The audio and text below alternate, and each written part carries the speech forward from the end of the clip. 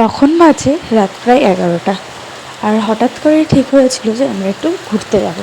আর আমাদের কলকাতার কাছে পিঠে ঘোরার জন্য খুব ভালো একটা জায়গা হলো দীঘা। তো হ্যাঁ, আমরা দীঘা যাচ্ছি আর দীঘার উদ্দেশ্যে বেরিয়েও পড়েছি। আর আমরা কিন্তু অনেকেই যাচ্ছি, প্রায় 8 জন। আর আমার সাথে ছিল দেবু। আর দেবুকে সেটা তোমরা অবশ্যই চেনো, বেশিরভাগ সবাই চেনো। ও আমার ফ্রেন্ড কাম বোন। আর আমার মাম্মি পাপা, মা বাবা, দাদু, দেবুর মা, আমরা সবাই মিলে গেছিলাম। তো সত্যি কথা বলতে এটা আমাদের সবাই মিলে এতজন মানে ফার্স্ট ট্রিপ ছিল একসাথে। দেবুদের সাথে ফার্স্ট ট্রিপ ছিল। তো আমরা দেখতে দেখতে কোলাঘাট চলে এসেছি অনেক ঘন্টা অতিক্রম করে, প্রায় 3.5 ঘন্টা 4 ঘন্টা। তো তারপরে কোলাঘাটের সুন্দর ভিউগুলো আমরা উপভোগ করছিলাম। তখন বাজে রাত 3:30। তো তখন আমাদের মনেই হচ্ছিল না যে এত রাত্রির হয়ে গেছে।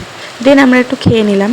তো আমরা একটু আলু পরোটা আর আইসক্রিম খেয়ে আবারও গাড়িতে উঠে গেলাম এবং তখন 3:30 পৌনে 4টে বাজে গাড়ি ছেড়ে দিল। আর পূর্ণিমার চাঁদ দেখতে দেখতে কত সুন্দরভাবে যে একটা সুন্দর ভোর চলে আসলো সেটা তোমাদেরকে বোঝাতে পারবো না। আর এই ভোরের আলো ফুটতে ফুটতে আমরা চলে আসলাম শঙ্করপুর বিচ। অ্যান্ড শঙ্করপুর বিচের সামনে থেকে আমরা গাড়িটা নিয়ে সোজা যাচ্ছি নিউ দীঘার দিকে। তো সত্যি বলছি, এই এত ঘন্টা জার্নির পর এই ভিউটা দেখে আমাদের এতটা ভালো লাগছিলো সেটা বলে বোঝাতে পারবো না। দেন আমরা চলে আসলাম ওল্ড দীঘার বিচে।